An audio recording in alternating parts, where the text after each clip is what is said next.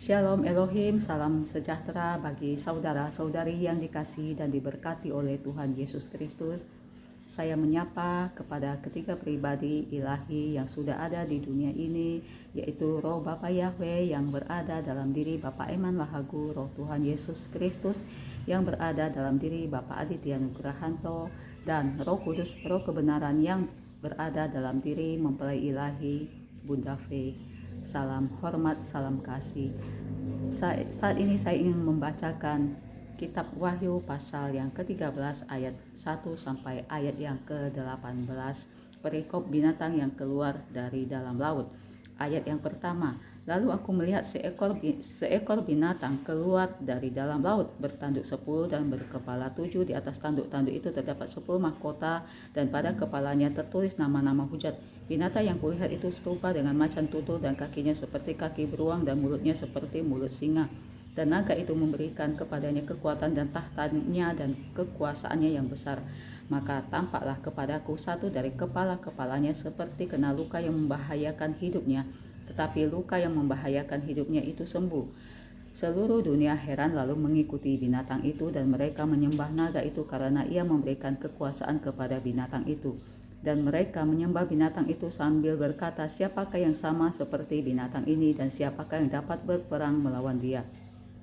Dan kepada binatang itu diberikan mulut yang penuh kesombongan, dan hujat kepadanya diberikan juga kuasa untuk melakukannya 42 bulan lamanya. Lalu ia membuka mulutnya untuk menghujat Allah, menghujat namanya dan kemah kediamannya dan semua mereka yang diam di surga. Dan ia diperkenankan untuk berperang melawan orang-orang kudus dan untuk mengalahkan mereka, dan kepadanya diberikan kuasa atas setiap suku dan umat dan bahasa dan bangsa. Dan semua orang yang diam di atas bumi akan menyembahnya, yaitu setiap orang yang namanya tidak tertulis sejak dunia dijadikan di dalam kitab kehidupan dari anak domba yang telah disembeli. Barang siapa bertelinga hendaklah ia mendengar. Barang siapa ditentukan untuk ditawan, ia akan ditawan. Barang siapa ditentukan untuk dibunuh dengan pedang, ia harus dibunuh dengan pedang. Yang penting di sini ialah ketabahan iman orang-orang kudus. Binatang yang keluar dari dalam bumi. Dan aku melihat seekor binatang lain keluar dari dalam bumi dan bertanduk dua sama seperti anak domba, dan ia berbicara seperti seekor naga. Dan seluruh kuasa binatang yang pertama itu dijalankannya di depan matanya. Ia menyebabkan seluruh bumi dan semua penghuninya menyembah binatang pertama yang luka parahnya telah sembuh. Dan ia mengadakan tanda-tanda yang dahsyat, bahkan ia menurunkan api dari langit ke bumi di depan mata semua orang.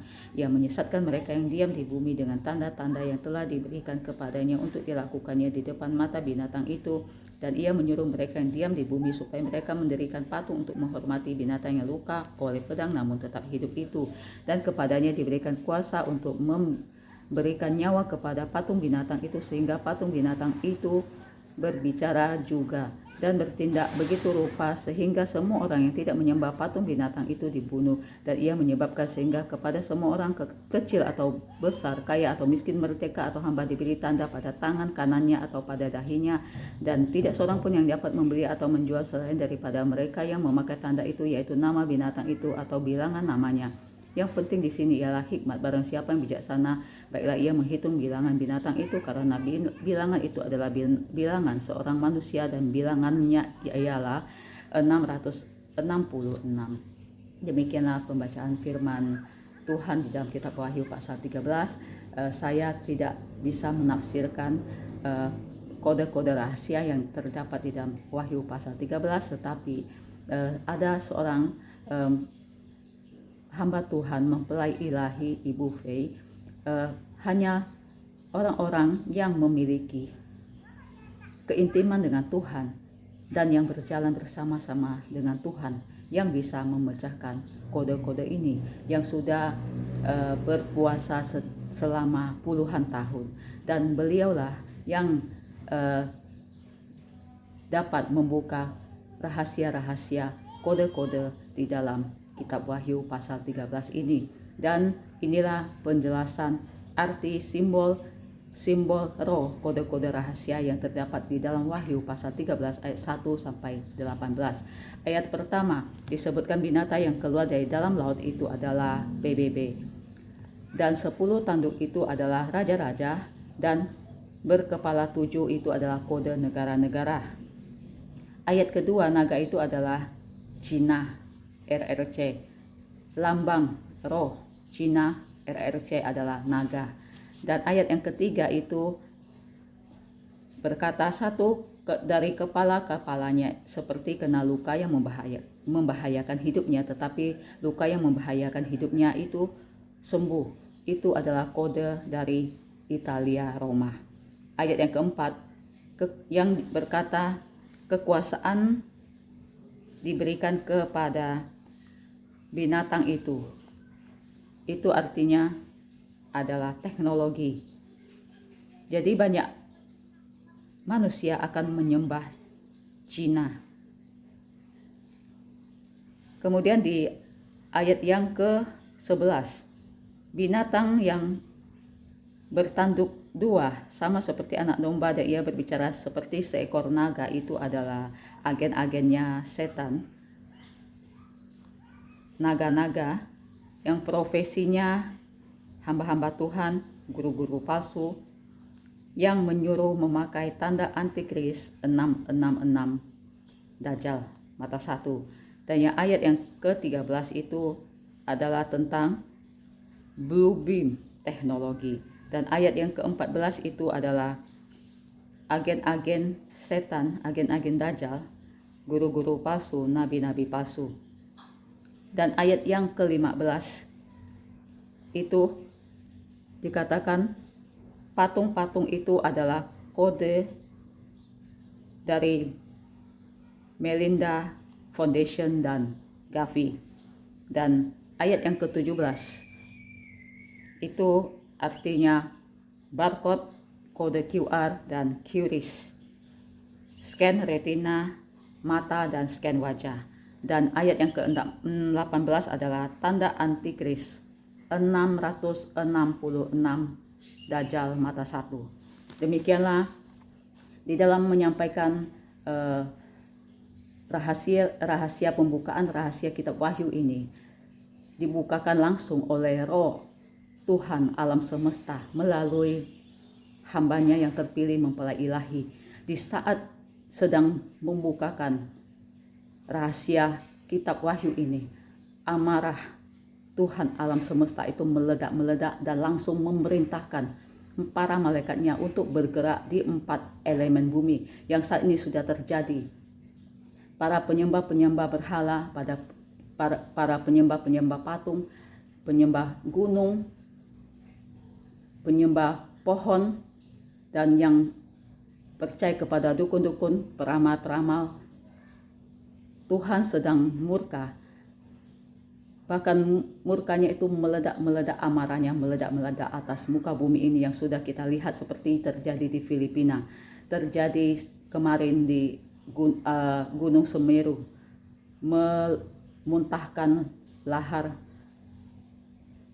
dan gunung batu-batu yang sangat besar sehingga membuat satu kampung itu luluh lantak rata dengan tanah.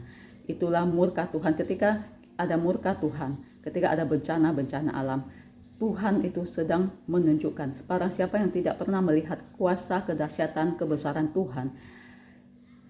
Lihatlah saat ini murkanya yang sangat menyala-nyala, kedahsyatan bencana alam yang saat ini kita sedang saksikan. Itulah kehebatan, kebesaran, kedahsyatan Tuhan. Tuhan yang sangat luar biasa, Tuhan semesta alam, kebesarannya ditunjukkan melalui itu. Jadi ketika kita melihat bencana, kita bukan hanya berteriak, ya Allah, ya Allah, ya Allah, ya Tuhan, ya Tuhan, ya Tuhan. Tetapi Tuhan yang mau kehendaki kepada kita adalah kita bertobat, kita berbalik kepada Tuhan, kita mencari Tuhan, kita datang kepada Tuhan dengan kerendahan hati, kita bertobat, kita memohon pengampunan. Sebab meskipun murka Tuhan alam semesta alam itu sangat menyala-nyala, murka kepada manusia, tetapi Tuhan semesta alam itu adalah pada dasarnya sifatnya adalah pengasih, penyayang, penuh dengan belas kasihan. Jadi apabila saat ini kita melihat kedahsyatan yang luar biasa, yaitu melalui bencana-bencana alam, kuasa Tuhan, kebesaran Tuhan yang ditunjukkannya melalui bencana-bencana yang saat ini sedang terjadi, maka Kita bukan hanya saja berteriak, ya Allah, tapi Tuhan mau kita berbalik kepadanya, memohon ampun belas kasihan kepada Tuhan, meminta dan bertobat, supaya kita selamat daripada murka Tuhan yang saat ini sedang menyala-nyala atas muka bumi ini. Terpuja nama Tuhan, seruan pertobatan bagi kita semua. Tuhan penuh belas kasihan. Jangan hanya meminta belas kasihan dari Tuhan, memohon-mohon belas kasihan, tetapi kita sendiri tidak mau bertobat. Tinggalkan penyembahan berhala, ramalan, atau pergi ke dukun, atau menduakan Tuhan dengan kita mengatakan kita bertuhan, tetapi kita pergi mencari roh-roh setan, percaya kepada arwah-arwah, menyembah patung, menyembah gunung, memberikan sesajian di bawah lereng-lereng gunung atau di bawah-bawah pohon. Tuhan sangat murka dan Tuhan sangat marah ketika diduakan, dan Tuhan itu semesta alam. Tuhan semesta alam adalah Allah yang cemburu, dan minta belas kasihan Tuhan, pengampunan Tuhan, dan berbalik kepada Tuhan, mencari Tuhan, maka kita akan diloloskan daripada murka Tuhan. Kiranya kesaksian saya memberkati saudara-saudari semua. Tuhan Yesus memberkati kita semua. Haleluya. Amin.